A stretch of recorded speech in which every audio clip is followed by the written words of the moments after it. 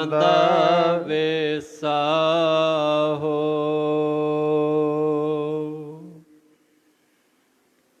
ਸਤਨਾਮ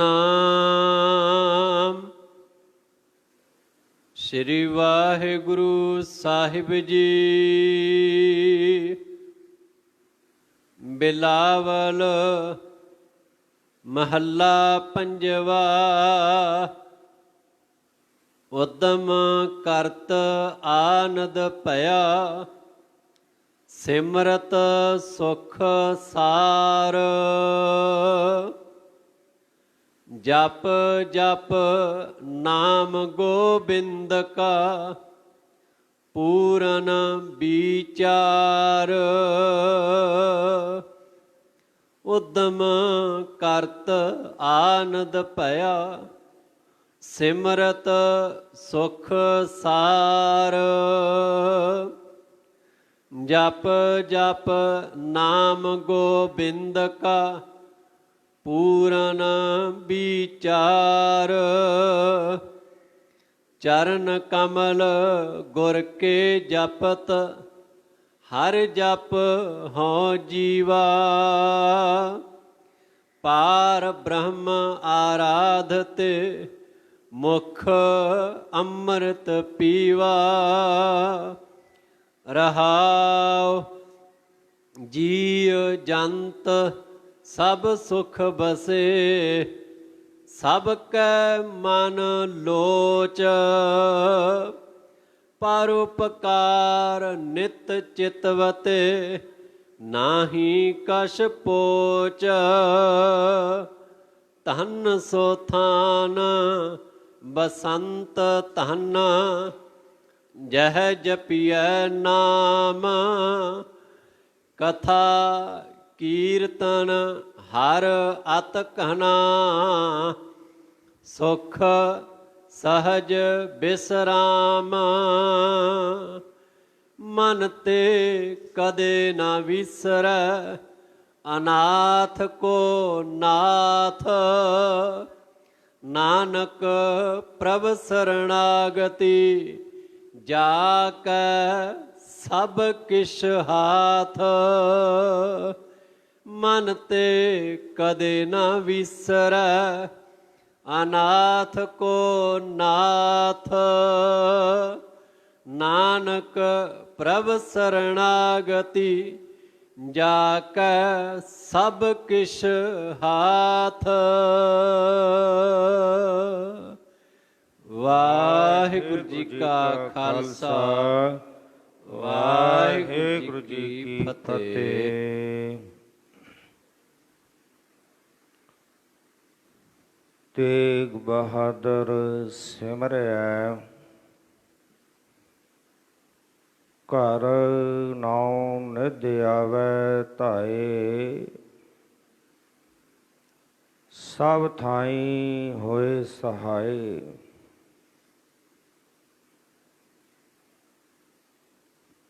ਐਸੇ ਦੀਨ ਦਇਆਲ ਪਾਤਸ਼ਾਹ ਪਰਉਪਕਾਰੀ ਸਤਿਗੁਰੂ। ਧੰਨ ਧੰਨ ਸ੍ਰੀ ਗੁਰੂ ਤੇਗ ਬਹਾਦਰ ਸਾਹਿਬ ਜੀ। ਸਤਿਗੁਰਾਂ ਜੀ ਦੇ ਪਾਵਨ ਪਵਿੱਤਰ ਅਸਥਾਨ ਗੁਰਦੁਆਰਾ ਸ਼੍ਰੀ ਦੁਖ ਨਿਵਾਰਨ ਸਾਹਿਬ ਵਿਖੇ ਚਵਰ ਛਤਰ ਤਖਤ ਦੇ ਮਾਲਕ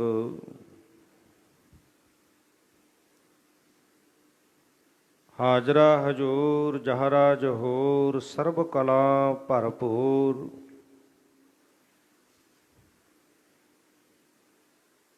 ਧੰਨ ਧੰਨ ਸ੍ਰੀ ਗੁਰੂ ਗ੍ਰੰਥ ਸਾਹਿਬ ਪਾਤਸ਼ਾਹ ਜੀ ਦੀ ਪਾਵਨ ਪਵਿੱਤਰ ਹਜ਼ੂਰੀ ਅੰਦਰ ਅੰਮ੍ਰਿਤ ਵੇਲੇ ਤੋਂ ਸਜੇ ਹੋਏ ਸੁੰਦਰ ਸੱਚਖੰਡ ਦੀਵਾਨਾਂ ਦੇ ਵਿੱਚ ਹਾਜ਼ਰੀਆਂ ਭਰ ਰਹੇ ਗੁਰੂ ਸਵਾਰੀ ਗੁਰੂ ਖਾਲਸਾ ਸਾਧ ਸੰਗਤ ਜੀਓ।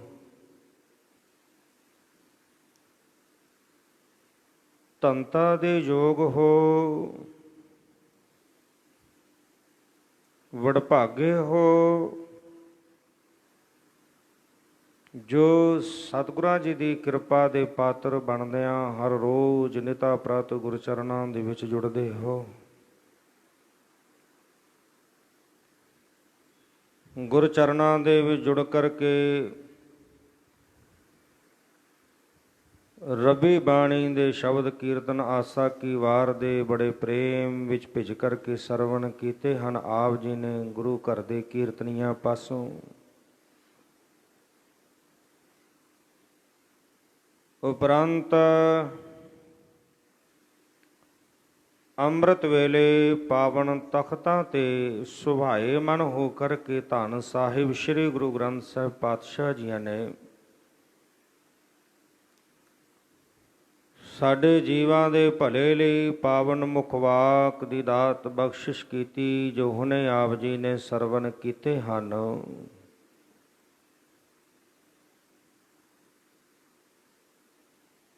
ਅੱਜ ਦੇ ਪਾਵਨ ਮੁਖਵਾਕ ਦੇ ਅੰਦਰ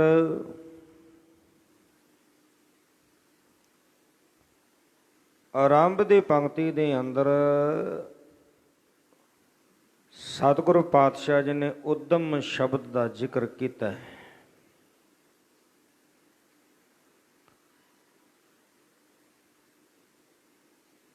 ਉਦਮ ਕਿਹੜਾ ਸਕਾਰਥ ਹੈ, ਕਿਹੜਾ ਸਫਲ ਹੈ? ਜਿਹੜਾ ਉਦਮ ਵਾਹਿਗੁਰੂ ਪਰਮੇਸ਼ਰ ਦਾ ਸਿਮਰਨ ਕਰਨ ਦੇ ਲਈ ਕੀਤਾ ਜਾਂਦਾ ਹੈ, ਸਤ ਸੰਗਤ ਕਰਨ ਲਈ ਕੀਤਾ ਜਾਂਦਾ ਹੈ।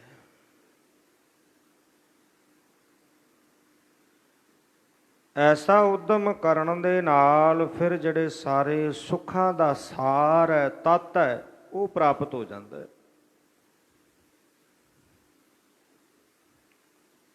ਗੁਰਬਾਣੀ ਦੇ ਵਿੱਚ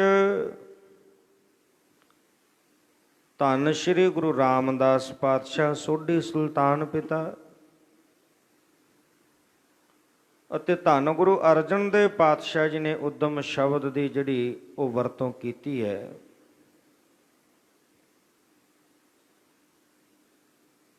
ਉਦਮ ਦੋ ਪ੍ਰਕਾਰ ਦਾ, ਇੱਕ ਦੁਨਿਆਵੀ ਉਦਮ ਹੈ, ਇੱਕ ਅਧਿਆਤਮਿਕ ਉਦਮ ਹੈ। ਦੁਨਿਆਵੀ ਉਦਮ ਕੀ ਹੈ? ਹਰ ਮਨੁੱਖ ਕੰਮਕਾਰ ਕਰਨ ਦੇ ਲਈ ਉਦਮ ਕਰਦਾ ਹੈ। ਦੁਕਾਨਦਾਰ ਦੁਕਾਨ ਚਲਾਉਣ ਦਾ ਉਦਮ ਕਰਦਾ ਹੈ। ਵਪਾਰੀ ਹੈ, ਉਹ ਵਪਾਰ ਕਰਨ ਦਾ ਉਦਮ ਕਰਦਾ ਹੈ। ਕੋਈ ਨੌਕਰੀ ਪੇਸ਼ੇ ਵਾਲਾ ਹੈ, ਉਹ ਆਪਣੀ ਡਿਊਟੀ ਕਰਨ ਦਾ ਉਦਮ ਕਰਦਾ ਹੈ।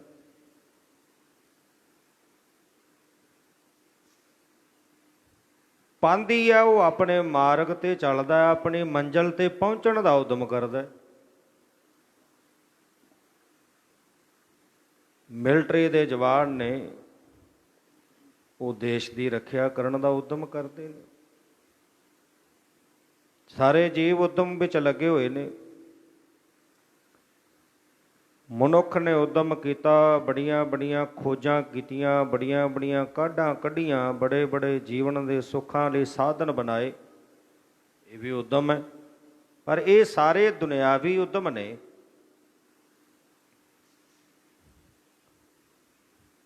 ਤੇ ਜਿਹੜਾ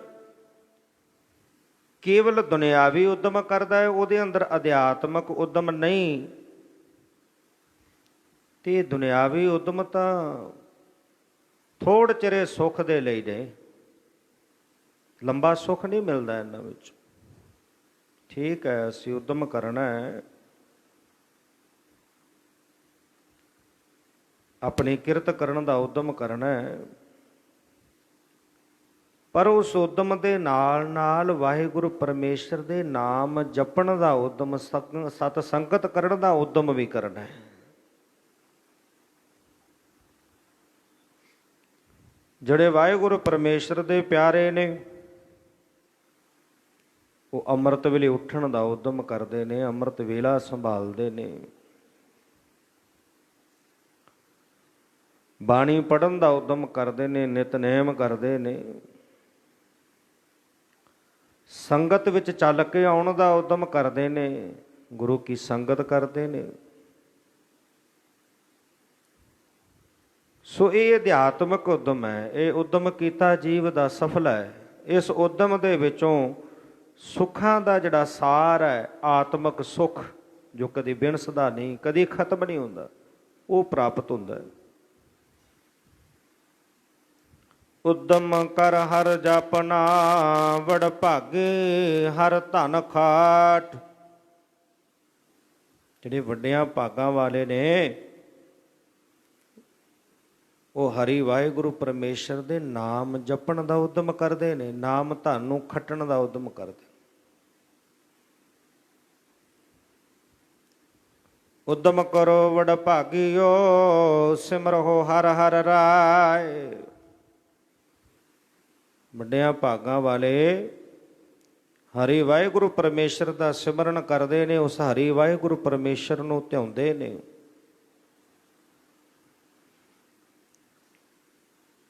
ਮਨ ਮੈਂ ਚਿਤਵੋ ਚਿਤਵਨੇ, ਉਦਮ ਕਰੋ ਉਠ ਨੀਤ। ਹਰ ਕੀਰਤਨ ਕਾ ਆਹਾਰੋ, ਹਰ ਦੇਹੋ ਨਾਨਕ ਕੇ ਮੀਤ।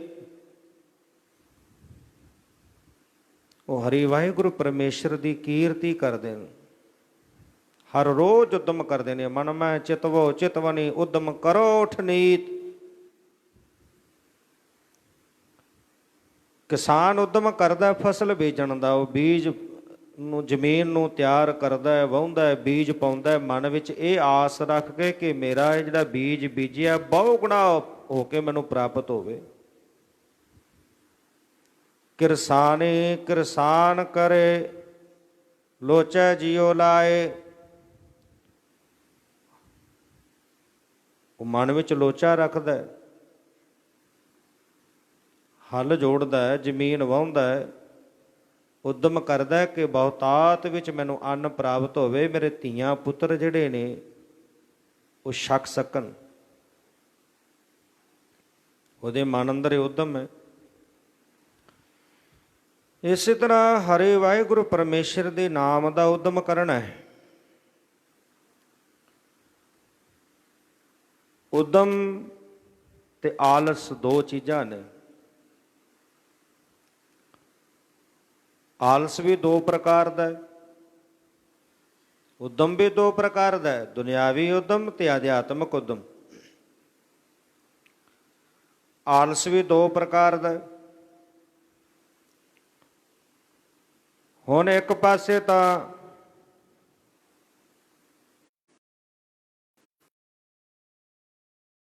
ਬੁਰਿਆਈ ਹੋਏ ਸ਼ੇਰ, ਚੰਗਾ ਕੰਮ ਕਰਨਾ ਤਾਂ ਉਹਦੇ ਲਈ ਆਲਸ ਹੈ, ਤੇ ਜੇ ਮਾੜਾ ਕੰਮ ਕਰਨਾ ਤੇ ਉਹਦੇ ਲਈ ਸ਼ੇਰ ਬਣ ਜਾਂਦਾ। ਫਿਰ ਅੰਮ੍ਰਿਤ ਵੇਲੇ ਉੱਠਣਾ ਹੈ, ਬਾਣੀ ਪੜ੍ਹਨੀ ਹੈ ਤੇ ਆਲਸ ਹੈ, ਗੁਰੂ ਘਰ ਆਉਣ ਦਾ ਆਲਸ ਹੈ। ਬੁਰੇ ਕਾਮ ਕੋ ਊਠ ਖੋਲੋਇਆ, ਨਾਮ ਕੀ ਬੇਲਾ ਪੈ ਪੈ ਸੋਇਆ। ਬੁਰੇ ਕੰਮ ਕਰਨ ਦੇ ਲਈ ਫਿਰ ਉਦਮ ਕਰਦਾ। ਆਲਸ ਦੋ ਪ੍ਰਕਾਰ ਦਾ, ਇੱਕ ਆਲਸ ਚੰਗਾ ਕੰਮ ਕਰਨਾ ਤੇ ਉਹਦੇ ਲਈ ਆਲਸ ਪਿਆ ਹੈ, ਮਾੜੇ ਕਰਮ ਕਰਨ ਦੇ ਲਈ ਆਲਸ ਜਿਹੜਾ ਪ੍ਰੇਰ ਕੇ ਲੈ ਜਾਂਦਾ। ਤੇ ਆਲਸ ਦੂਜਾ ਕਿਹੜਾ ਹੈ? ਉਹ ਆਲਸ ਜਿਹੜਾ ਮਾੜੇ ਕਰਮ ਕਰਨ ਦੇ ਲਈ ਆਲਸ ਪਵੇ ਵੀ ਮੈਂ ਇਹ ਨਹੀਂ ਕਰਨਾ। ਇੱਕ ਆਲਸ ਇਹ ਹੈ। ਆਲਸ ਜਿਹੜਾ ਚੰਗੇ ਕੰਮ ਕਰਨ ਦਾ ਜਿਹੜਾ ਆਲਸ ਹੈ ਉਹ ਸਾਡਾ ਸ਼ਤਰੂ ਹੈ, ਦੁਸ਼ਮਣ ਹੈ। ਤੇ ਜਿਹੜਾ ਮਾੜੇ ਕੰਮ ਕਰਨ ਵਾਸਤੇ ਆਲਸ ਪੈਣਾ ਉਹ ਸਾਡਾ ਮਿੱਤਰ ਹੈ। ਇਸ ਪ੍ਰਕਾਰ ਦੇ ਨਾਲ ਜੀਵ ਨੂੰ ਆਪਣੇ ਜੀਵਨ ਦੇ ਵਿੱਚ ਨੇਕ ਕਾਰਜ ਕਰਨ ਦਾ ਉਦਮ ਕਰਨਾ ਚਾਹੀਦਾ।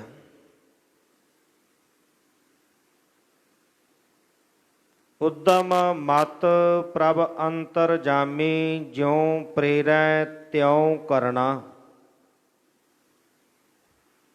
ਕਾਹੇ ਰੇ ਮਨ ਚਿਤਵਹਿ ਉਦਮ ਜਾ ਆਹਰ ਹਰ ਜੀਉ ਪਰਿਆ। ਸੈਲ ਪੱਥਰ ਮੈਂ ਜੰਤ ਉਪਾਏ ਤਾਂ ਕਾ ਰਿਚ ਆਗੈ ਕਰ ਧਰਿਆ। ਕਈ ਵਾਰੀ ਜੀਵ, ਅਸੀਂ ਜਿਹੜੇ ਦੁਨਿਆਵੀ ਜੀਵ ਆ, ਆਪਣੇ ਮਤਲਬ ਦਾ ਅਰਥ ਕੱਢ ਲੈਂਦੇ ਹਾਂ। ਅਸੀਂ ਕਹਿੰਦੇ ਹਾਂ ਜੀ ਜਦੋਂ ਕਰਨਾ ਹੀ ਸਾਰਾ ਕੁਛ ਪ੍ਰਮਾਤਮਾ ਨੇ ਹੈ, ਫਿਰ ਉਦਮ ਕਰਨ ਦੀ ਕੀ ਲੋੜ ਹੈ।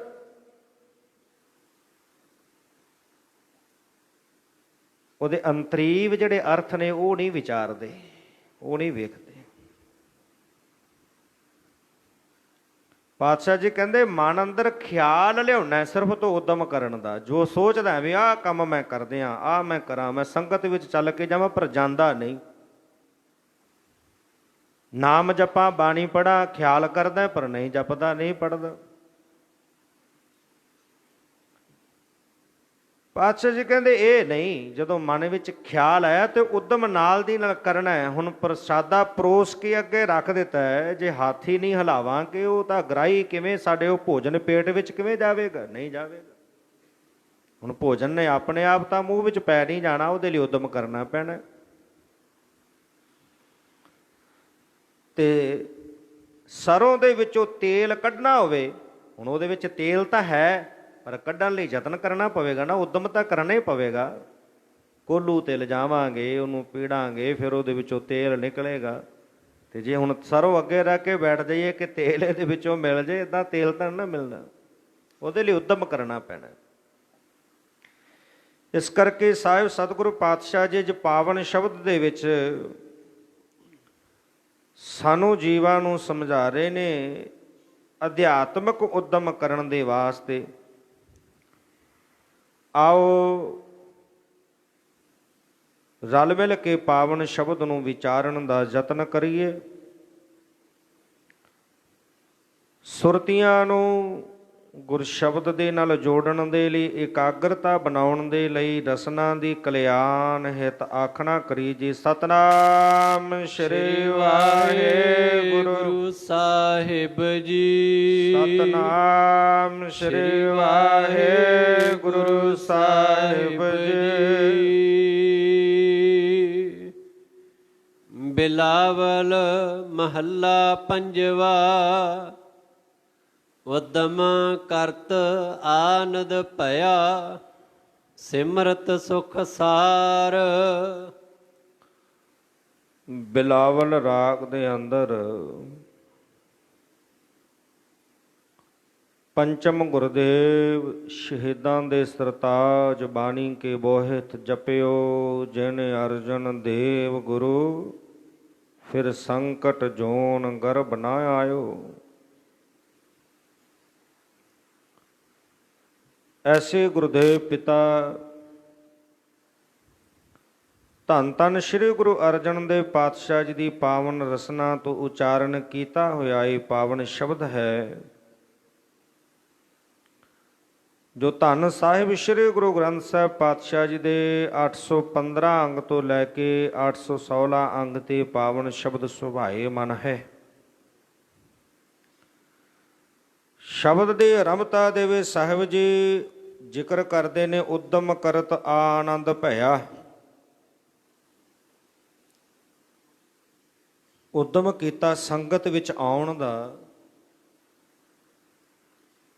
ਅੰਮ੍ਰਿਤ ਵੇਲੇ ਉੱਠੇ, ਇਸ਼ਨਾਨ ਪਾਣ ਕੀਤਾ, ਬਾਣੀ ਪੜ੍ਹੀ, ਨਿਤਨੇਮ ਕੀਤਾ, ਉਦਮ ਕਰਕੇ ਸੰਗਤ ਵਿੱਚ ਆਏ। ਸੰਗਤ ਵਿੱਚ ਚੱਲ ਕੇ ਆਉਣ ਦੇ ਨਾਲ ਕੀ ਹੋਇਆ? ਆਨੰਦ ਪ੍ਰਾਪਤ ਹੋਇਆ।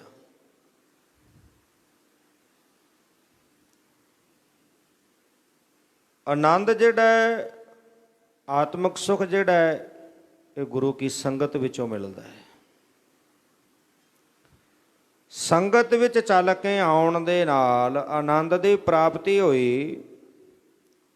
ਸਿਮਰਤ ਸੁਖ ਸਾਰ, ਸੰਗਤ ਕਰਦੇ ਆ ਫਿਰ ਵਾਹਿਗੁਰੂ ਪਰਮੇਸ਼ਰ ਦੇ ਸਿਮਰਨ ਨਾਲ ਜੁੜਨਾ ਕੀਤਾ, ਸਿਮਰਨ ਵਿੱਚ ਜੁੜੇ। ਫਿਰ ਸਿਮਰਨ ਕਰਦਿਆਂ ਕੀ ਪ੍ਰਾਪਤ ਹੋਇਆ? ਹੁਣ ਹਰ ਮਨੁੱਖ ਚਾਹੁੰਦਾ ਕਿ ਮੈਂ ਸੁਖੀ ਰਹਾਂ, ਮੈਨੂੰ ਸੁੱਖ ਮਿਲੇ, ਮੇਰੇ ਜੀਵਨ ਵਿੱਚ ਦੁੱਖ ਨਾ ਆਉਣ। ਇਹੀ ਆਸ ਆਪਾਂ ਸਾਰੇ ਲੈ ਕੇ ਚੱਲਦੇ ਹਾਂ। ਪਰ ਕਈ ਵਾਰੀ ਜਿਹੜਾ ਅਸੀਂ ਦੁਨਿਆਵੀ ਉਦਮ ਦੇ ਵਿੱਚ ਸੁੱਖ ਵੇਖਦੇ ਹਾਂ ਕਿ ਦੁਨਿਆਵੀ ਉਦਮ ਕਰਾਂ, ਮੈਂ ਆਹ ਕੰਮ ਕਰ ਲਵਾਂ, ਆਹ ਕਾਰ ਕਰ ਲਵਾਂ, ਇਹਦੇ ਵਿੱਚੋਂ ਮੈਨੂੰ ਸੁੱਖ ਮਿਲੇਗਾ। ਪਰ ਉਸ ਦੀ ਵੀ ਸੁੱਖ ਨਹੀਂ। ਤੇ ਜੇ ਸਦਾ ਸੁਖੀ ਹੋਣਾ ਲੋਚਦੇ ਹਾਂ ਤੇ ਫਿਰ ਉਦਮ ਕਰਕੇ ਸੰਗਤ ਵਿੱਚ ਆਉਣਾ ਕਰੀਏ। ਇੱਥੇ ਆ ਕੇ ਆਨੰਦ ਦੀ ਪ੍ਰਾਪਤੀ ਹੋਵੇਗੀ। ਸਿਮਰਤ ਸੁਖ ਸਾਰ, ਫਿਰ ਜਿਹੜਾ ਸੁੱਖਾਂ ਦਾ ਸਾਰ ਹੈ, ਤੱਤ ਹੈ, ਉਹ ਕੀ ਹੈ? ਆਤਮਿਕ ਸੁਖ। ਉਹ ਫਿਰ ਸਿਮਰਨ ਕਰਦੇ ਆ, ਸੰਗਤ ਵਿੱਚ ਜੁੜੇ ਆ, ਉਹ ਸੁੱਖਾਂ ਦਾ ਜਿਹੜਾ ਸਾਰ ਹੈ, ਤੱਤ ਹੈ, ਆਤਮਿਕ ਸੁਖ ਜਿਹੜਾ ਉਹ ਪ੍ਰਾਪਤ ਹੁੰਦਾ ਹੈ। ਜਪ ਜਪ ਨਾਮ ਗੋਬਿੰਦ ਕਾ ਪੂਰਨ ਵਿਚਾਰ। ਉਸ ਵਾਹਿਗੁਰੂ ਪਰਮੇਸ਼ਰ ਦਾ ਨਾਮ ਜਪਦਿਆਂ ਗੋਬਿੰਦ, ਉਹ ਜਿਹੜਾ ਮਾਲਕ ਹੈ, ਪ੍ਰਿਥਵੀ ਦਾ ਮਾਲਕ ਵਾਹਿਗੁਰੂ ਪਰਮੇਸ਼ਰ। ਜਪ ਜਪ ਨਾਮ ਗੋਬਿੰਦ ਕਾ, ਉਹਦਾ ਨਾਮ ਜਪਦਿਆਂ ਫਿਰ ਕੀ ਹੋਇਆ? ਪੂਰਨ ਵਿਚਾਰ। ਗਿਆਨ ਦੀ ਜਿਹੜੀ ਵਿਚਾਰ ਹੈ ਉਹ ਹਿਰਦੇ ਦੇ ਵਿੱਚ ਪ੍ਰਾਪਤ ਕੀਤੀ ਉਹਦਾ ਨਾਮ ਜਪ ਕੇ। ਵਾਹਿਗੁਰੂ ਪਰਮੇਸ਼ਰ ਨੂੰ ਜਪ ਕੇ ਪੂਰਨ ਵਿਚਾਰ ਜਿਹੜਾ ਉਹ ਹਿਰਦੇ ਦੇ ਵਿੱਚ ਜਿਹੜਾ ਉਹ ਪ੍ਰਾਪਤ ਕਰ ਲਿਆ। ਚਰਨ ਕਮਲ ਗੁਰ ਕੇ ਜਪਤ, ਹਰ ਜਪ ਹਉ ਜੀਵਾ। ਚਰਨ ਕਮਲ ਗੁਰ ਕੇ ਜਪਤ, ਗੁਰੂ ਦੇ ਚਰਨਾਂ ਦਾ ਧਿਆਨ ਹਿਰਦੇ ਵਿੱਚ ਧਾਰਨ ਕਰਕੇ ਹਰ ਜਪ ਹਉ ਜੀਵਾ। ਹਰੀ ਵਾਹਿਗੁਰੂ ਪਰਮੇਸ਼ਰ ਦਾ ਸਿਮਰਨ ਜਪ ਕੇ, ਵਾਹਿਗੁਰੂ ਪਰਮੇਸ਼ਰ ਦਾ ਨਾਮ ਜਪ ਕੇ ਮੈਨੂੰ ਆਤਮਿਕ ਜੀਵਨ ਪ੍ਰਾਪਤ ਹੋ ਗਿਆ। ਆਤਮਿਕ ਜੀਵਨ ਉਸ ਹਰੀ ਵਾਹਿਗੁਰੂ ਪਰਮੇਸ਼ਰ ਦੇ ਨਾਮ ਨੂੰ ਜਦੋਂ ਜਪਾਂਗੇ, ਉਹਦਾ ਨਾਮ ਜਪਦਿਆਂ ਫਿਰ ਆਤਮਿਕ ਜੀਵਨ ਜਿਹੜਾ ਜੀਵ ਨੂੰ ਪ੍ਰਾਪਤ ਹੁੰਦਾ ਹੈ। ਇਸ ਕਰਕੇ ਕਹਿੰਦੇ ਗੁਰੂ ਦੇ ਚਰਨਾਂ ਨੂੰ ਹਿਰਦੇ ਵਿੱਚ ਧਾਰਨ ਕੀਤਾ। ਹਿਰਦੇ ਵਿੱਚ ਧਾਰਨ ਕਰਕੇ ਉਹ ਹਰੀ ਵਾਹਿਗੁਰੂ ਪਰਮੇਸ਼ਰ ਦੇ ਨਾਮ ਨੂੰ ਜਪਿਆ। ਨਾਮ ਨੂੰ ਜਪ ਕੇ ਆਤਮਿਕ ਜੀਵਨ ਦੀ ਪ੍ਰਾਪਤੀ ਹੋ ਗਈ। ਪਾਰ ਬ੍ਰਹਮ ਆਰਾਧਤੇ ਮੁਖ ਅੰਮ੍ਰਿਤ ਪੀਵਾ। ਉਸ ਵਾਹਿਗੁਰੂ ਪਾਰ ਬ੍ਰਹਮ ਪਰਮੇਸ਼ਰ ਦੀ ਆਰਾਧਨਾ ਕੀਤੀ, ਉਹਦੀ ਆਰਾਧਨਾ ਵਿੱਚ ਜੁੜੇ। ਜਿਹੜਾ ਜੀਵ ਜੁੜਦਾ ਆਰਾਧਨਾ ਕਰਦਾ, ਮੁਖ ਅੰਮ੍ਰਿਤ ਪੀਵਾ। ਜਿਹੜਾ ਮ੍ਰਿਤਿਉ ਤੋਂ ਕਰਨ ਵਾਲਾ ਅੰਮ੍ਰਿਤ ਰੂਪ ਨਾਮ ਹੈ, ਕਹਿੰਦੇ ਜਪ ਜਪ ਕੇ ਫਿਰ ਐਸੇ ਅੰਮ੍ਰਿਤ ਰਸ ਨੂੰ ਆਪਣੇ ਮੁਖ ਦੁਆਰਾ ਪੀਂਦਾ। ਫਿਰ ਜਦੋਂ ਉਹ ਰਸ ਆ ਜਾਂਦਾ ਹੈ, ਫਿਰ ਦੁਨੀਆ ਦੇ ਰਸ ਜਿਹੜੇ ਨੇ ਉਹ ਫਿਰ ਫਿਸਰ ਜਾਂਦੇ ਨੇ, ਫਿੱਕੇ ਲੱਗਦੇ ਨੇ, ਉਹ ਨਹੀਂ ਚੰਗੇ ਲੱਗਦੇ। ਫਿਰ ਜਿਹੇ ਰਸ ਬਿਸਰ ਗਏ ਰਸ ਔਰ। ਕਹਿੰਦੇ ਫਿਰ ਉਹ ਸਾਰੇ ਵਾਹਿਗੁਰੂ ਪਰਮੇਸ਼ਰ ਨੂੰ ਆਰਾਧਦਿਆਂ ਹੋਇਆਂ ਉਹਦਾ ਜਿਹੜਾ ਨਾਮ ਰਸ ਹੈ, ਮੈਂ ਆਪਣੇ ਮੁਖ ਦੁਆਰਾ ਅੰਮ੍ਰਿਤ ਰਸ ਨੂੰ ਪੀਂਦਾ ਹਾਂ। ਰਹਾਉ ਜੀਅ ਜੰਤ ਸੁਖ ਵਸੇ, ਸਭ ਕੈ ਮਨ ਲੋਚ। ਜਿਹੜੇ ਉਹਦੀ ਕਿਰਪਾ ਦੇ ਪਾਤਰ ਬਣ ਜਾਂਦੇ ਨੇ, ਉਹ ਫਿਰ ਸਾਰੇ ਜੀਵ ਜੰਤੂ ਸੁਖ ਦੇ ਸਹਿਤ ਵਸਦੇ ਨੇ। ਸੁਖ ਦੇ ਸਹਿਤ ਵਸਦੇ ਨੇ ਜਿਹੜੇ ਉਹਦੀ ਕਿਰਪਾ ਦੇ ਪਾਤਰ ਬਣ ਜਾਂਦੇ ਨੇ। ਸਭ ਕੈ ਮਨ ਲੋਚ। ਤੇ ਜਿਹੜੇ ਕਿਰਪਾ ਦੇ ਪਾਤਰ ਬਣਦੇ ਨੇ, ਫਿਰ ਉਹਨਾਂ ਦੇ ਅੰਦਰ ਇਹ ਇੱਛਾ, ਇਹ ਲੋਚਾ ਬਣੀ ਰਹਿੰਦੀ ਹੈ ਹਰੀ ਵਾਹਿਗੁਰੂ ਪਰਮੇਸ਼ਰ ਦੇ ਨਾਮ ਜਪਣ ਦੀ, ਉਹਦਾ ਸਿਮਰਨ ਕਰਨ ਦੀ। ਉਹ ਬਾਰ-ਬਾਰ ਹਰੀ ਵਾਹਿਗੁਰੂ ਪਰਮੇਸ਼ਰ ਦੇ ਨਾਮ ਨੂੰ ਜਪਦੇ ਨੇ ਰਸਨਾ ਦੁਆਰਾ। ਸਤਿਨਾਮ ਵਾਹਿਗੁਰੂ, ਸਤਿਨਾਮ ਵਾਹਿਗੁਰੂ, ਸਤਿਨਾਮ ਵਾਹਿਗੁਰੂ, ਸਤਿਨਾਮ ਵਾਹਿਗੁਰੂ, ਸਤਿਨਾਮ ਵਾਹਿਗੁਰੂ, ਸਤਿਨਾਮ ਵਾਹਿਗੁਰੂ, ਸਤਿਨਾਮ ਵਾਹਿਗੁਰੂ, ਸਤਿਨਾਮ ਵਾਹਿਗੁਰੂ, ਸਤਿਨਾਮ ਵਾਹਿਗੁਰੂ, ਸਤਿਨਾਮ ਵਾਹਿਗੁਰੂ, ਸਤਿਨਾਮ ਵਾਹਿਗੁਰੂ, ਸਤਨਾਮ ਵਾਹਿਗੁਰੂ। ਸਤਨਾਮ ਵਾਹਿਗੁਰੂ। ਸਤਨਾਮ ਵਾਹਿਗੁਰੂ। ਸਤਨਾਮ ਵਾਹਿਗੁਰੂ। ਸਤਨਾਮ ਵਾਹਿਗੁਰੂ। ਫਿਰ ਇਹ ਇੱਛਾ, ਇਹ ਲੋਚਾ ਉਹਨਾਂ ਦੇ ਮਨ ਅੰਦਰ ਬਣੀ ਰਹਿੰਦੀ ਹੈ। ਵਾਹਿਗੁਰੂ ਪਰਮੇਸ਼ਰ ਦੇ ਨਾਮ ਨੂੰ ਜਪਦੇ ਨੇ, ਸੁਖ ਦੇ ਸਹਿਤ ਵਸਦੇ ਹਨ। ਪਰਉਪਕਾਰ ਨਿਤ ਚਿਤਵਤੇ, ਨਾਹੀ ਕਛ ਪੋਚ। ਜਨ ਪਰਉਪਕਾਰੀ ਆਏ, ਜੀ ਦਾਨ ਦੇ ਭਗਤੀ ਲਾਇਨ, ਹਰਸਿਓ ਲੈਣ ਮਿਲਾਏ। ਜਨਮ ਮਰਨ ਦੁਹੁ ਮੈਂ ਨਾਹੀ, ਜਨ ਪਰਉਪਕਾਰੀ ਆਏ। ਪਰਉਪਕਾਰ ਨਿਤ ਚਿਤਵਤੇ, ਜਿਹੜੇ ਵਾਹਿਗੁਰੂ ਪਰਮੇਸ਼ਰ ਦੇ ਪਿਆਰੇ ਨੇ, ਉਹ ਫਿਰ ਸਦਾ ਹੀ ਪਰਉਪਕਾਰ ਕਰਨ ਦੀ ਬਿਰਤੀ ਰੱਖਦੇ ਨੇ।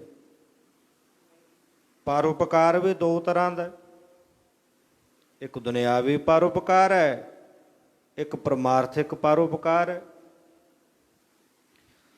ਦੁਨਿਆਵੀ ਪਰਉਪਕਾਰ ਕੀ ਹੈ? ਲੋੜਵੰਦ ਦੀ ਲੋੜ ਪੂਰੀ ਕਰਨੀ। ਕੋਈ ਪੇਟ ਤੋਂ ਭੁੱਖਾ ਹੈ, ਉਹਨੂੰ ਛਕਣ ਵਾਸਤੇ ਭੋਜਨ ਦੇਣਾ, ਇਹ ਪਰਉਪਕਾਰ ਹੈ। ਕਿਸੇ ਦੇ ਤਨ ਤੇ ਵਸਤਰ ਨਹੀਂ, ਉਹਨੂੰ ਤਨ ਢੱਕਣ ਵਾਸਤੇ ਵਸਤਰ ਦੇਣਾ, ਇਹ ਪਰਉਪਕਾਰ ਹੈ। ਜਾਂ ਕੋਈ ਹੋਰ ਕਾਰਜ ਉਹਦਾ ਅੜਿਆ ਹੋਇਆ, ਉਹਦੀ ਮਦਦ ਕਰ ਦੇਣੀ, ਉਹਦੀ ਲੋੜ ਪੂਰੀ ਕਰ ਦੇਣੀ, ਉਹ ਪਰਉਪਕਾਰ ਹੈ, ਪਰਉਪਕਾਰ ਦੀ ਬਿਰਤੀ ਹੈ।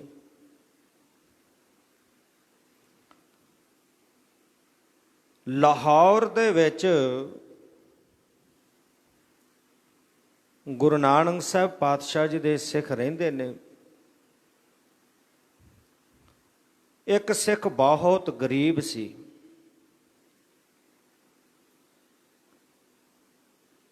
ਉਹਦੇ ਪੁੱਤਰੀ ਜਵਾਨ ਹੋਈ, ਪੁੱਤਰੀ ਦਾ ਵਿਆਹ ਕਰਨਾ ਸੀ, ਬੇਟੀ ਦਾ। ਹੁਣ ਘਰ ਵਿੱਚ ਧਨ ਨਹੀਂ, ਕੋਈ ਜਮ੍ਹਾਂ ਪੂੰਜੀ ਨਹੀਂ ਹੈਗੀ, ਵਿਆਹ ਦੇ ਕਾਰਜ ਵਾਸਤੇ ਮਾਇਆ ਚਾਹੀਦੀ ਹੈ।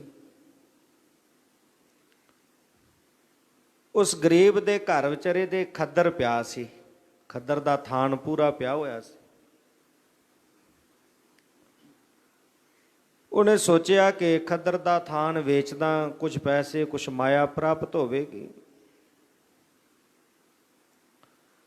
ਉਹਨੇ ਉਹ ਖੱਦਰ ਦਾ ਥਾਨ ਲਿਆ, ਤੇ ਦੂਜੇ ਪਾਸੇ ਇੱਕ ਸ਼ਾਹੂਕਾਰ ਸੀ, ਉਹ ਵੀ ਗੁਰੂ ਨਾਨਕ ਦਾ ਸਿੱਖ ਸੀ। ਉਹਦੇ ਕੋਲ ਧਨ ਦੀ ਕੋਈ ਕਮੀ ਨਹੀਂ ਸੀ। ਹੁਣ ਉਹ ਗਰੀਬ ਸਿੱਖ ਜਿਹੜਾ ਸੀ, ਉਹ ਖੱਦਰ ਦਾ ਥਾਨ ਲੈ ਕੇ ਉਹ ਸ਼ਾਹੂਕਾਰ ਜਿਹੜਾ ਸਿੱਖ ਸੀ ਉਹਦੇ ਕੋਲ ਪਹੁੰਚਿਆ। ਦੱਸਿਆ ਕਿ ਮੇਰੀ ਪੁੱਤਰੀ ਦਾ ਵਿਆਹ ਹੈ, ਧਨ ਚਾਹੀਦਾ, ਆਹ ਖੱਦਰ ਦਾ ਥਾਨ ਹੈ, ਤੁਸੀਂ ਰੱਖ ਲਵੋ, ਇਹਦੇ ਬਦਲੇ ਜੋ ਮਾਇਆ ਬਣਦੀ ਹੈ ਮੈਨੂੰ ਦੇ ਦਿਓ। ਹੁਣ ਪਰਉਪਕਾਰੀ ਸਿੱਖ ਸੀ, ਗੁਰੂ ਨਾਨਕ ਦਾ ਸਿੱਖ, ਉਹ ਪਰਉਪਕਾਰੀ ਸੀ। ਉਹਨੇ ਵੇਖਿਆ ਕਿ ਖੱਦਰ ਦੇ ਥਾਨ ਤੋਂ ਤਾਂ ਥੋੜੇ ਹੀ ਪੈਸੇ ਪ੍ਰਾਪਤ ਹੋਣੇ ਨੇ, ਉਹਦੇ ਨਾਲ ਤਾਂ ਵਿਆਹ ਹੋਣਾ ਨਹੀਂ। ਉਹਨੂੰ ਬਹੁਤਾ ਧਨ ਦੇ ਦਿੱਤਾ ਉਹਦੇ ਬਦਲੇ ਵਿੱਚ, ਬਹੁਤਾ ਧਨ, ਕਿ ਜਿਹਦੇ ਨਾਲ ਇਹ ਆਪਣੀ ਪੁੱਤਰੀ ਦਾ ਕਾਰਜ ਕਰ ਸਕੇ। ਉਹ ਧਨ ਦਿੱਤਾ। ਉਸ ਸਿੱਖ ਨੇ ਜਾ ਕੇ, ਗਰੀਬ ਸਿੱਖ ਨੇ ਆਪਣੀ ਪੁੱਤਰੀ ਦਾ ਕਾਰਜ ਕੀਤਾ। ਇਹ ਪਰਉਪਕਾਰ ਦੀ ਬਿਰਤੀ ਹੈ, ਇਹ ਵੀ ਸਿੱਖ ਨੇ ਕਰਨੀ ਹੈ। ਦੁਨਿਆਵੀ ਪਰਉਪਕਾਰ ਵੀ ਕਰਨਾ ਹੈ। ਦਇਆ ਧਰਮ ਕਾ ਮੂਲ ਹੈ, ਦਇਆ ਰੱਖਣੀ ਹਿਰਦੇ ਵਿੱਚ। ਜਿੱਥੇ ਦਇਆ ਨਹੀਂ ਹੋਵੇਗੀ, ਉਹ ਜੀਵ ਪਰਉਪਕਾਰੀ ਨਹੀਂ ਹੋ ਸਕਦਾ। ਨਿਰਦਈ ਲੋਕ ਵੀ ਪਏ ਨੇ, ਜਿਨ੍ਹਾਂ ਦੇ ਹਿਰਦੇ ਅੰਦਰ ਦਇਆ ਹੀ ਨਹੀਂ। ਕੋਈ ਲੋੜਵੰਦ ਆ ਗਿਆ, ਉਹਨੂੰ ਧੱਕੇ ਮਾਰ ਕੇ ਕੱਢ ਦਿੰਦੇ ਨੇ। ਕਪਟੀ ਨੇ, ਕਿਸੇ ਤੇ ਤਰਸ ਹੀ ਨਹੀਂ ਆਉਂਦਾ। ਦੂਸਰੇ ਪਾਸੇ ਹੈ ਪਰਉਪਕਾਰ, ਪਰਮਾਰਥਿਕ ਪਰਉਪਕਾਰ। ਦੁਨੀਆ ਦੇ ਉੱਪਰ ਜਦੋਂ ਪਾਪ ਵਰਤ ਰਿਹਾ ਸੀ, ਪਾਪਾਂ ਦਾ ਬੋਲ ਬਾਲਾ ਸੀ,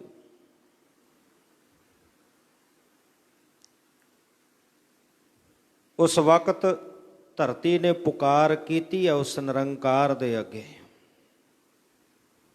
ਜਦੋਂ ਬਹੁਤਾਤ ਵਿੱਚ ਚਾਰੇ ਪਾਸੇ ਪਾਪ ਪਸਰ ਗਿਆ, ਪਾਪਾਂ ਦਾ ਬੋਲ ਬਾਲਾ ਹੋਇਆ, ਉਹ ਨਿਰੰਕਾਰ ਦੇ ਅੱਗੇ ਪੁਕਾਰ ਕੀਤੀ ਕਿ ਪਾਪਾਂ ਦਾ ਭਾਰ ਮੇਰੇ ਕੋਲੋਂ ਸਹਿਨ ਨਹੀਂ ਹੁੰਦਾ।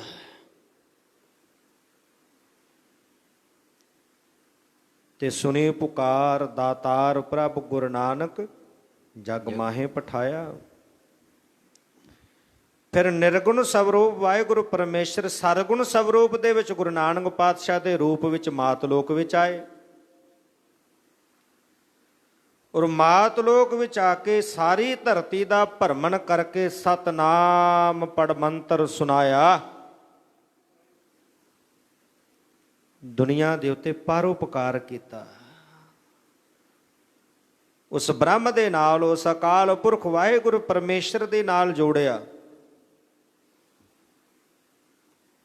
ਜਿਹੜੇ ਕਈ ਰੂਪਾਂ ਵਿੱਚ ਰੱਬ ਨੂੰ ਮੰਨੇ ਬੈਠੇ ਸਨ। ਕੋਈ ਦਰਖਤਾਂ ਦੀ ਪੂਜਾ ਕਰ ਰਿਹਾ ਸੀ, ਕੋਈ ਪੱਥਰਾਂ ਦੀ ਪੂਜਾ ਕਰ ਰਿਹਾ ਸੀ, ਕੋਈ ਚਿੰਨ੍ਹਾਂ ਦੀ ਪੂਜਾ ਵਿੱਚ ਲੱਗਿਆ ਹੋਇਆ ਸੀ, ਕੋਈ ਸੂਰਜ ਨੂੰ ਪੂਜ ਰਿਹਾ, ਕੋਈ ਚੰਦਰਮਾ ਨੂੰ ਪੂਜ ਰਿਹਾ। ਇਹ ਸਾਰੇ ਕਰਮ ਕਾਂਡਾਂ ਵਿੱਚੋਂ ਕੱਢ ਕੇ ਉਸ ਅਕਾਲ ਪੁਰਖ ਵਾਹਿਗੁਰੂ ਪਰਮੇਸ਼ਰ ਦੇ ਨਾਲ ਜੋੜਿਆ, ਜੀਵਨ ਦਾ ਜਿਹੜਾ ਵੱਲ ਸਿਖਾਇਆ, ਏਕਤਾ ਦਾ ਸੰਦੇਸ਼ ਦਿੱਤਾ, ਯੂਨਿਟੀ ਆਫ ਰਿਐਲਿਟੀ ਦਾ ਮੌਲਿਕ ਵਿਚਾਰ ਬਖਸ਼ਿਆ। ਇੱਕ ਓਅੰਕਾਰ ਜਦੋਂ ਬਾਣੀ ਪੜ੍ਹਦੇ ਹਾਂ, ਆਪਣੀ ਬਾਣੀ ਦੇ ਰਾਹੀਂ ਇਹ ਸਿਧਾਂਤ ਤੇ ਉਪਦੇਸ਼ ਬਖਸ਼ਿਸ਼ ਕੀਤਾ। ਇਹ ਪਰਉਪਕਾਰ ਸੀ ਦੁਨੀਆ ਦੇ ਉੱਤੇ। ਗੁਰੂ ਅੰਗਦ ਦੇਵ ਪਾਤਸ਼ਾਹ ਜੀ ਨੇ ਖਡੂਰ ਸਾਹਿਬ ਦੀ ਧਰਤੀ ਤੇ ਰਹਿ ਕੇ ਗੁਰੂ ਸਾਹਿਬਾਨ ਦਾ ਇਤਿਹਾਸ ਲਿਖਵਾਇਆ। ਇਹ ਵੱਡਾ ਪਰਉਪਕਾਰ ਸੀ, ਇਤਿਹਾਸ ਨੂੰ ਸਾਂਭਿਆ। ਗੁਰੂ ਅਮਰਦਾਸ ਪਾਤਸ਼ਾਹ ਜੀ ਨੇ ਜਿਹੜੀ ਦਵੈਸ਼ ਭਾਵਨਾ ਪਈ ਹੋਈ ਸੀ, ਜਾਤ ਪਾਤ ਦੇ ਵਿਤਕਰੇ ਪਏ ਹੋਏ ਸਨ, ਪਰਉਪਕਾਰ ਕੀਤਾ। ਚੌਹਾਂ ਵਰਨਾਂ ਦਾ ਇੱਕ ਲੰਗਰ ਜਿਹੜਾ ਸੀ ਉਹ ਇੱਕ ਥਾਂ ਤੇ ਛਕਾਇਆ। ਲੰਗਰ ਤੇ ਪੰਗਤ ਕਾਇਮ ਕਰਕੇ ਜਿਹੜੀ ਜਾਤ ਪਾਤ ਦਾ ਵਿਤਕਰਾ ਸੀ ਇਹ ਦੂਰ ਕੀਤਾ, ਪਰਉਪਕਾਰ ਕੀਤਾ। ਧੰਨ ਗੁਰੂ ਰਾਮਦਾਸ ਪਾਤਸ਼ਾਹ ਜੀ ਨੇ ਤਾਲ ਲਗਵਾਉਣਾ ਕੀਤਾ। ਰਾਮਦਾਸ ਸਰੋਵਰ ਨਹਾਤੇ, ਸਭ ਉਤਰੇ ਪਾਪ ਕਮਾਤੇ, ਡਿਠੇ ਸਭੇ ਥਾਵ ਨਹੀਂ, ਤੁਧ ਜਿਹਿਆ ਬੱਧੋ ਪੁਰਖ ਵਿਧਾਤੇ, ਤਾਂ ਤੂੰ ਸੋਹਿਆ ਵਸਦੇ ਸਗਨ ਅਪਾਰ ਅਨੂਪ। ਰਾਮਦਾਸਪੁਰ ਹਰਹਾ ਨਾਨਕ ਕਸਮਲ ਜਾਹੇ, ਨਾਇਐ ਰਾਮਦਾਸ ਸਰ। ਉਹ ਪਾਵਨ ਜਿਹੜਾ ਸਰੋਵਰ ਸੀ, ਤਾਲ ਸੀ, ਉਹ ਧੰਨ ਗੁਰੂ ਰਾਮਦਾਸ ਪਾਤਸ਼ਾਹ ਜੀ ਨੇ ਲਗਵਾਉਣਾ ਕੀਤਾ, ਪਰਉਪਕਾਰ ਕੀਤਾ। ਧੰਨ ਗੁਰੂ ਅਰਜਨ ਦੇਵ ਪਾਤਸ਼ਾਹ ਜੀ ਨੇ ਕਲਯੁਗ ਦੇ ਵਿੱਚ ਜਹਾਜ਼ ਬਣਾਇਆ। ਧੰਨ ਸ਼੍ਰੀ ਗੁਰੂ ਗ੍ਰੰਥ ਸਾਹਿਬ ਪਾਤਸ਼ਾਹ ਜੀ ਦੀ ਸੰਪਾਦਨਾ ਕੀਤੀ, ਪਰਉਪਕਾਰ ਕੀਤਾ। ਧੰਨ ਗੁਰੂ ਹਰਗੋਬਿੰਦ ਸਾਹਿਬ ਪਾਤਸ਼ਾਹ ਜੀ ਨੇ ਭਗਤੀ ਦੇ ਨਾਲ ਸ਼ਕਤੀ ਜਿਹੜੀ ਸੀ ਸਿੱਖ ਨੂੰ ਦਿੱਤੀ, ਸ਼ਸਤਰ ਵਿਦਿਆ ਜਿਹੜੀ ਸੀ ਉਹ ਬਖਸ਼ਿਸ਼ ਕੀਤੀ, ਮੀਰੀ ਪੀਰੀ ਦਾ ਸਿਧਾਂਤ ਦਿੱਤਾ। ਇਹ ਧੰਨ ਗੁਰੂ ਹਰਗੋਬਿੰਦ ਸਾਹਿਬ ਪਾਤਸ਼ਾਹ ਜੀ ਦਾ ਪਰਉਪਕਾਰ ਸੀ। ਧੰਨ ਗੁਰੂ ਹਰਿਰਾਏ ਸਾਹਿਬ ਪਾਤਸ਼ਾਹ ਜੀ ਨੇ ਸਿੱਖਾਂ ਨੂੰ ਰਾਜ ਬਖਸ਼ਿਆ। ਫੂਲ ਤੇ ਮਹਾਰਾਜ ਜਿਹੜੇ ਰਾਜੇ ਪਟਿਆਲੇ ਵਾਲੇ ਵੀ ਨੇ, ਇਹ ਰਾਜ ਗੁਰੂ ਹਰਿਰਾਏ ਸਾਹਿਬ ਪਾਤਸ਼ਾਹ ਜੀ ਨੇ ਬਖਸ਼ਿਆ ਸੀ। ਧੰਨ ਗੁਰੂ ਹਰਕ੍ਰਿਸ਼ਨ ਸਾਹਿਬ ਪਾਤਸ਼ਾਹ ਜੀ ਨੇ ਹੰਕਾਰੀ ਪੰਡਤ ਦਾ ਹੰਕਾਰ ਤੋੜਿਆ ਤੇ ਗੂੰਗੇ ਦੇ ਕੋਲੋਂ ਗੀਤਾ ਦੇ ਅਰਥ ਕਰਵਾਏ। ਇਹ ਪਰਉਪਕਾਰ ਗੁਰੂ ਹਰਕ੍ਰਿਸ਼ਨ ਸਾਹਿਬ ਪਾਤਸ਼ਾਹ ਜੀ ਨੇ ਕੀਤਾ। ਧੰਨ ਗੁਰੂ ਤੇਗ ਬਹਾਦਰ ਸਾਹਿਬ ਪਾਤਸ਼ਾਹ ਪਰਉਪਕਾਰੀ ਸਤਿਗੁਰੂ, ਧਰਮ ਨੂੰ ਬਚਾਉਣ ਦੇ ਲਈ ਆਪਣਾ ਸੀਸ ਜਿਹੜਾ ਸੀ ਉਹ ਕਟਵਾ ਲਿਆ। ਇਹ ਪਰਉਪਕਾਰ ਕੀਤਾ। ਧੰਨ ਸ਼੍ਰੀ ਗੁਰੂ ਗੋਬਿੰਦ ਸਿੰਘ ਸਾਹਿਬ ਪਾਤਸ਼ਾਹ ਜੀ ਨੇ ਇਸ ਭਾਰਤ ਦੀ ਸੰਸਕ੍ਰਿਤੀ ਨੂੰ ਬਚਾਉਣ ਦੇ ਵਾਸਤੇ ਸਾਰਾ ਸਰਬੰਸ ਕੁਰਬਾਨ ਕਰ ਦਿੱਤਾ। ਇਹ ਪਰਉਪਕਾਰ ਕੀਤਾ। ਇਹ ਪਰਮਾਰਥਿਕ ਜਿਹੜਾ ਸੀ ਪਰਉਪਕਾਰ ਸੀ। ਸੋ ਜਿਹੜੇ ਵਾਹਿਗੁਰੂ ਪਰਮੇਸ਼ਰ ਦੇ ਪਿਆਰੇ ਨੇ, ਉਹ ਸਦਾ ਹੀ ਮਨ ਅੰਦਰ ਪਰਉਪਕਾਰ ਦੀ ਬਿਰਤੀ ਧਾਰਨ ਕਰਕੇ ਰੱਖਦੇ ਨੇ। ਗੁਰੂ ਕੇ ਸਿੱਖ ਨੇ ਪਰਉਪਕਾਰੀ ਬਿਰਤੀ ਬਣਾ ਕੇ ਰੱਖਣੀ ਹੈ। ਲੋੜਵੰਦ ਚੱਲ ਕੇ ਆ ਜਾਵੇ, ਜਥਾ ਜੋਗ ਉਹਦੀ ਲੋੜ ਜਿਹੜੀ ਹੈ ਉਹ ਪੂਰੀ ਕਰਨ ਦਾ ਯਤਨ ਕਰਨਾ ਹੈ। ਸੋ ਇਹ ਜਿਹੜੇ ਪਰਉਪਕਾਰ ਨਿਤ ਚਿਤਵਤੇ, ਨਿਤ ਮਨ ਵਿੱਚ ਚਿਤਵਦੇ ਰਹਿੰਦੇ ਨੇ, ਪਰਉਪਕਾਰੀ ਬਿਰਤੀ ਨੂੰ ਬਣਾ ਕੇ ਰੱਖਦੇ ਨੇ। ਨਾਹੀ ਕਛ ਪੋਚ, ਜਿਹੜੇ ਪਾਪ ਤੇ ਪੁੰਨ ਨੇ ਉਹ ਫਿਰ ਉਸ ਜੀਵ ਦੇ ਉੱਤੇ ਜਿਹੜੀ ਪਰਉਪਕਾਰੀ ਬਿਰਤੀ ਵਾਲੇ ਨੇ, ਨਾਮ ਜਪਣ ਵਾਲੇ ਨੇ, ਉਹਨਾਂ ਦੇ ਉੱਪਰ ਆਪਣਾ ਪ੍ਰਭਾਵ ਨਹੀਂ ਪਾ ਸਕਦੇ। ਉਹਦੇ ਉੱਤੇ ਪਾਪ ਜਿਹੜੇ ਨੇ ਹਾਵੀ ਨਹੀਂ ਹੁੰਦੇ, ਉਹ ਆਪਣਾ ਪ੍ਰਭਾਵ ਨਹੀਂ ਪਾ ਸਕਦੇ। ਐਸੇ ਪਰਉਪਕਾਰੀ ਜਿਹੜੇ ਹਨ, ਜਿਹੜੇ ਨਾਮ ਜਪਣ ਵਾਲੇ, ਵਾਹਿਗੁਰੂ ਪਰਮੇਸ਼ਰ ਦੀ ਬੰਦਗੀ ਕਰਨ ਵਾਲੇ, ਉਹ ਇਹਨਾਂ ਤੋਂ ਮੁਕਤ ਰਹਿੰਦੇ ਹਨ। ਇਹ ਉਹਨਾਂ ਦੇ ਉੱਪਰ ਹਾਵੀ ਨਹੀਂ ਹੋ ਸਕਦੇ। ਧਨ ਸੋ ਥਾਨ ਬਸੰਤ ਧਨ, ਜਹ ਜਪੀਐ ਨਾਮ। ਧਨ ਸੋ ਥਾਨ ਬਸੰਤ ਧਨ, ਉਹ ਥਾਂ, ਉਹ ਜਗ੍ਹਾ ਧਨ ਹੈ। ਉੱਥੇ ਵਸਣ ਵਾਲੇ ਲੋਕ ਧਨ ਨੇ। ਕਿਹੜੀ? ਜਹ ਜਪੀਐ ਨਾਮ, ਜਿੱਥੇ ਵਾਹਿਗੁਰੂ ਪਰਮੇਸ਼ਰ ਦਾ ਨਾਮ ਜਪਿਆ ਜਾਂਦਾ ਹੈ। ਜਿੱਥਾ ਨਾਮ ਜਪੀਐ ਮੇਰੇ ਪਿਆਰੇ, ਸੇ ਆਸਥਿਲ ਸੋਇਣ ਚੁਬਾਰੇ। ਜਿੱਥਾ ਨਾਮ ਨਾ ਜਪੀਐ ਮੇਰੇ ਗੋਇੰਦਾ, ਸੇਈ ਨਗਰ ਉਜਾੜੀ ਜੀਓ। ਉਹ ਉਜਾੜ ਦੇ ਸਮਾਨ ਹੈ। ਭਾਵੇਂ ਕਿੰਨੇ ਕਿੰਨੇ ਵੱਡੇ ਮਹਿਲ ਕਿਉਂ ਨਾ ਹੋਣ, ਤੇ ਜੇ ਉਹਨਾਂ ਮਹਿਲਾਂ ਦੇ ਵਿੱਚ, ਚੁਬਾਰਿਆਂ ਦੇ ਵਿੱਚ ਵਾਹਿਗੁਰੂ ਪਰਮੇਸ਼ਰ ਦਾ ਨਾਮ ਨਹੀਂ, ਤੇ ਪਾਤਸ਼ਾਹ ਕਹਿੰਦੇ ਫਿਰ ਉਜਾੜ ਹੀ ਸਮਝੋ।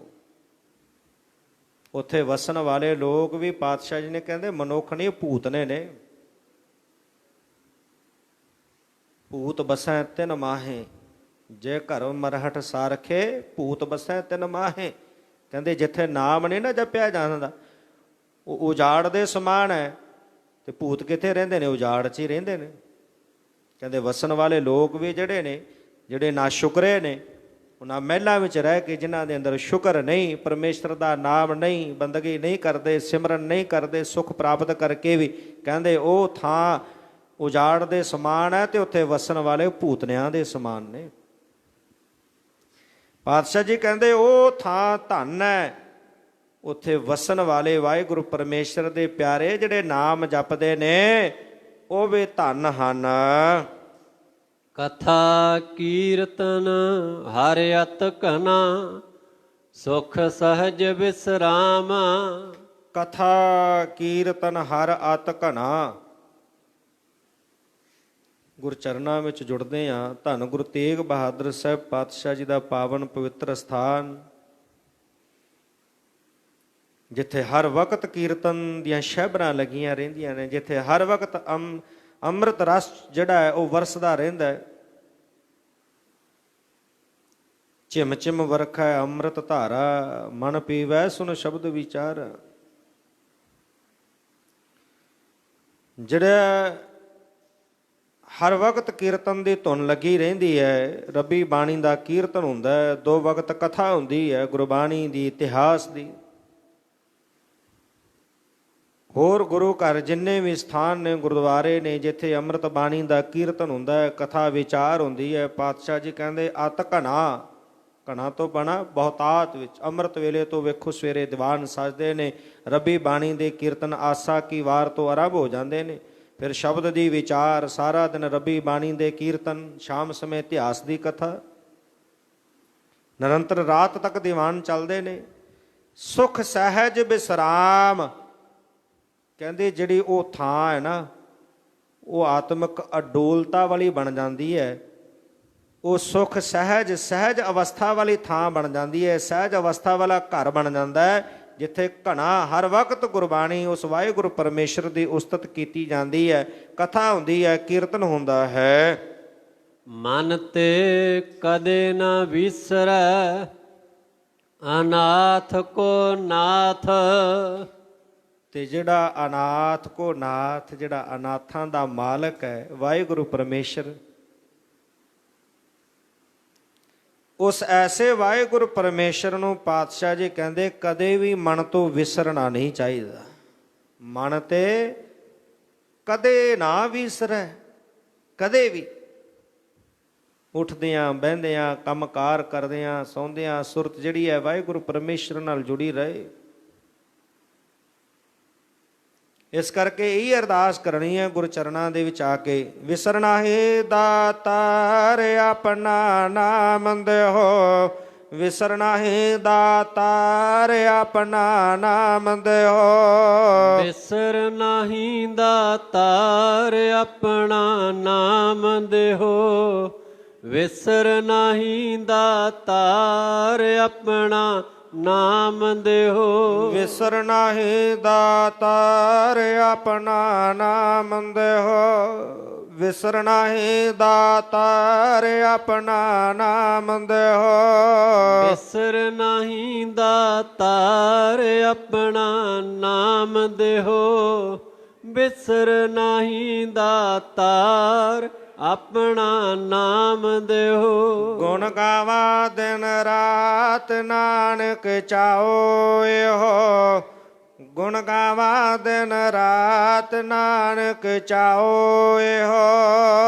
ਗੁਣ ਗਾਵਾਂ ਦਿਨ ਰਾਤ ਨਾਨਕ ਚਾਓ ਇਹੋ, ਗੁਣ ਗਾਵਾਂ ਦਿਨ ਰਾਤ ਨਾਨਕ ਚਾਓ ਇਹੋ, ਗੁਣ ਗਾਵਾਂ ਦਿਨ ਰਾਤ ਨਾਨਕ ਚਾਓ ਇਹੋ, ਗੁਣ ਗਾਵਾਂ ਦਿਨ ਰਾਤ ਨਾਨਕ ਚਾਓ ਇਹੋ, ਗੁਣ ਗਾਵਾਂ ਦਿਨ ਰਾਤ ਨਾਨਕ ਚਾਓ ਇਹੋ, ਗੁਣ ਗਾਵਾਂ ਦਿਨ ਰਾਤ ਨਾਨਕ ਚਾਓ ਇਹੋ। ਇਹ ਅਰਦਾਸ ਕਰੀਏ ਗੁਰਚਰਨਾਂ ਵਿੱਚ ਆ ਕੇ, ਵਾਹਿਗੁਰੂ ਪਰਮੇਸ਼ਰ ਜੀਓ ਸਤਿਗੁਰ ਕਿਰਪਾ ਕਰੋ, ਉਹ ਵਾਹਿਗੁਰੂ ਪਰਮੇਸ਼ਰ ਦਾ ਨਾਮ ਨਾ ਵਿਸਰੇ, ਨਾਮ ਨਾ ਵਿਸਰੇ। ਇਸ ਕਰਕੇ ਕਦੇ ਵੀ ਉਹਨੂੰ ਵਿਸਾਰਨਾ ਨਹੀਂ ਚਾਹੀਦਾ। ਜਿਹੜਾ ਅਨਾਥਾਂ ਦਾ ਉਹ ਮਾਲਕ ਵਾਹਿਗੁਰੂ ਪਰਮੇਸ਼ਰ ਹੈ।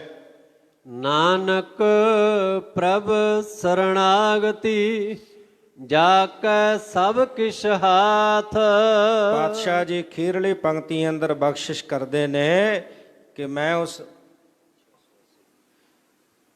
ਪ੍ਰਭੂ ਦੀ ਸ਼ਰਨ ਵਿੱਚ ਆਣ ਪਿਆ ਹਾਂ। ਜਾ ਕੇ ਸਭ ਕੁਛ ਹਾਥ, ਜਿਹਦੇ ਹੱਥ ਦੇ ਵਿੱਚ ਸਾਰਾ ਕੁਛ ਹੈ, ਜਿਹੜਾ ਸਭ ਕੁਛ ਕਰਨ ਕਰਾਉਣ ਵਾਲਾ ਵਾਹਿਗੁਰੂ ਪਰਮੇਸ਼ਰ ਹੈ, ਜਿਹੜਾ ਸਾਰਿਆਂ ਦਾ ਮਾਲਕ ਹੈ, ਅਨਾਥਾਂ ਦਾ ਨਾਥ ਹੈ। ਐਸੇ ਉਸ ਵਾਹਿਗੁਰੂ ਪਰਮੇਸ਼ਰ ਦੀ ਸ਼ਰਨ ਦੇ ਵਿੱਚ ਮੈਂ ਆਣ ਪਿਆ ਹਾਂ।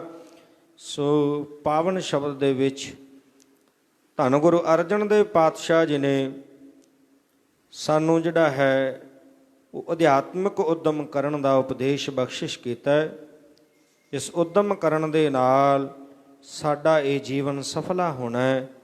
ਸੋ ਸਤਿਗੁਰੂ ਰਹਿਮਤ ਕਰਨ। ਲੜੀਵਾਰ ਕਥਾ ਆਪ ਜੀ ਧਨਾਸਰੀ ਰਾਗ ਦੇ ਵਿੱਚ ਸਰਵਣ ਕਰ ਰਹੇ ਹੋ।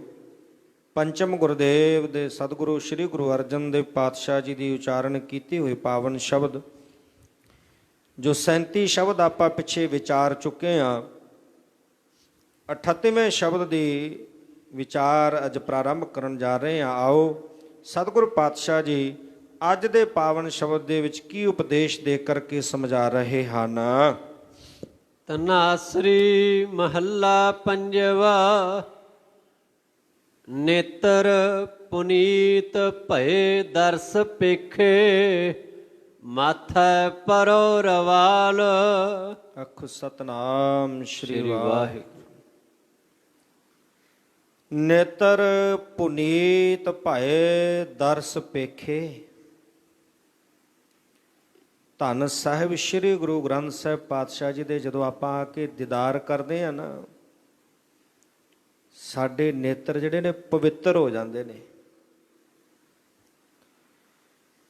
ਕੰਨ ਜਿਹੜੇ ਨੇ ਜਦੋਂ ਗੁਰੂ ਦੀ ਬਾਣੀ ਨੂੰ ਸੁਣਦੇ ਆ, ਗੁਰੂ ਦੀ ਜਸ ਸੁਣਦੇ ਆ, ਗੁਰੂ ਦਾ ਜਸ ਸੁਣਨ ਦੇ ਨਾਲ ਕੰਨ ਪਵਿੱਤਰ ਹੋ ਜਾਂਦੇ ਨੇ। ਰਸਨਾ ਦੁਆਰਾ ਨਾਮ ਜਪਦੇ ਆ, ਰਸਨਾ ਪਵਿੱਤਰ ਹੋ ਜਾਂਦੀ ਹੈ। ਇਹਨਾਂ ਪੈਰਾਂ ਦੇ ਨਾਲ ਚੱਲ ਕੇ ਸਤ ਸੰਗਤ ਵਿੱਚ ਆਉਂਦੇ ਆ, ਸਾਡੇ ਪੈਰ ਪਵਿੱਤਰ ਹੋ ਜਾਂਦੇ ਨੇ।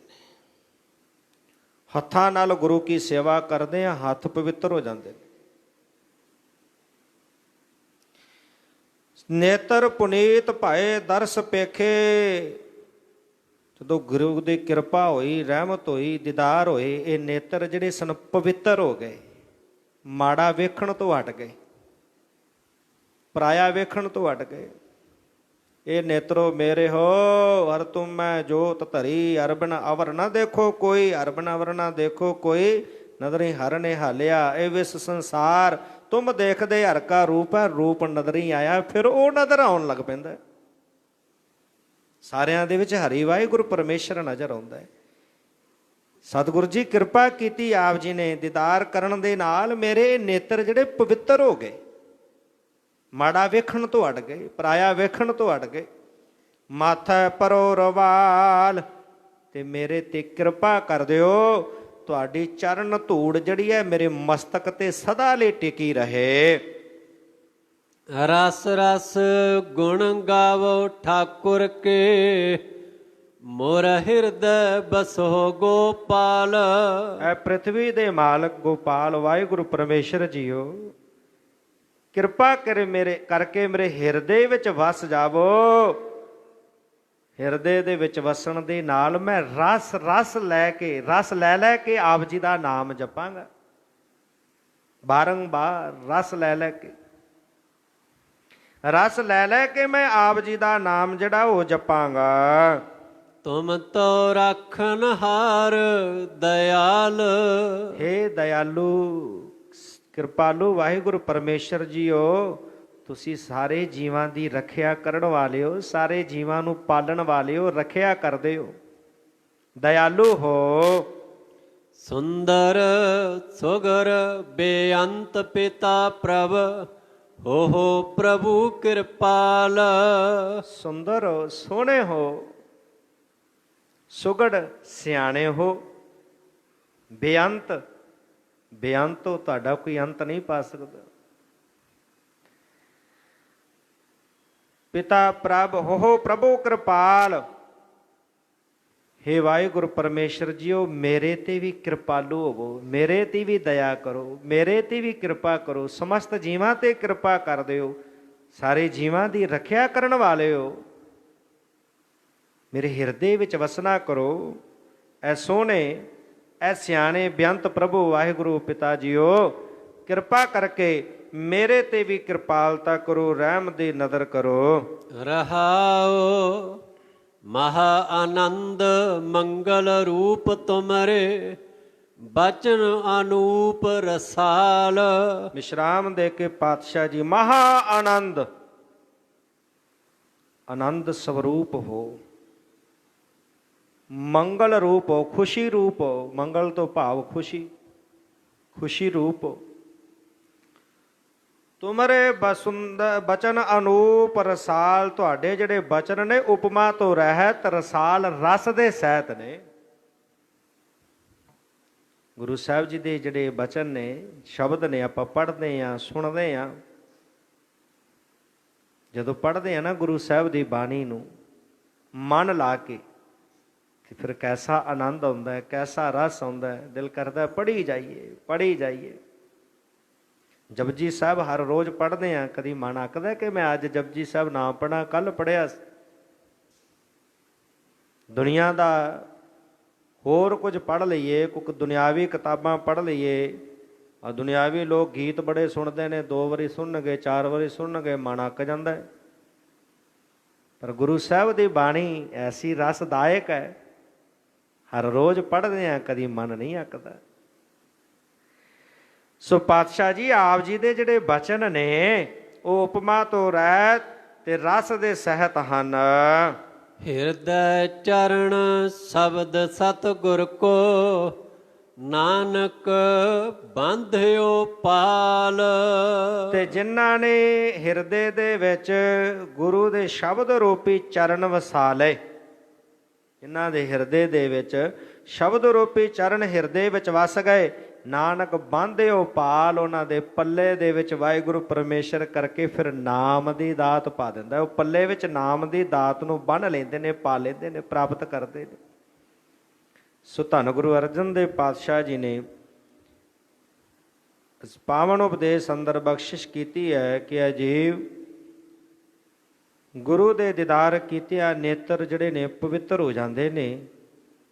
ਉਹਦਾ ਨਾਮ ਜਪਣ ਦੇ ਨਾਲ ਹਿਰਦਾ ਵੀ ਪਵਿੱਤਰ ਹੋ ਜਾਂਦਾ ਹੈ।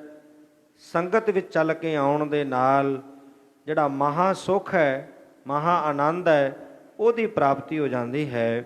ਸੋ ਇਹ ਉਪਦੇਸ਼ ਦੇ ਕਰਕੇ ਸਾਨੂੰ ਜੀਵਾਂ ਨੂੰ ਸਮਝਾਉਣਾ ਕੀਤਾ ਹੈ। ਗੁਰੂ ਸਾਹਿਬ ਕਿਰਪਾ ਕਰਨ ਕਿ ਇਹ ਪਾਵਨ ਸ਼ਬਦ ਆਪਾਂ ਰਲ ਮਿਲ ਕੇ ਵਿਚਾਰਨ ਦਾ ਯਤਨ ਕੀਤਾ ਹੈ। ਇਹ ਵਿਚਾਰ ਗੁਰੂ ਸਤਿਗੁਰੂ ਪਾਤਸ਼ਾਹ ਤਰਸ ਕਰਕੇ ਸਾਡੇ ਹਿਰਦਿਆਂ ਵਿੱਚ ਵਸਾ ਦੇਣ।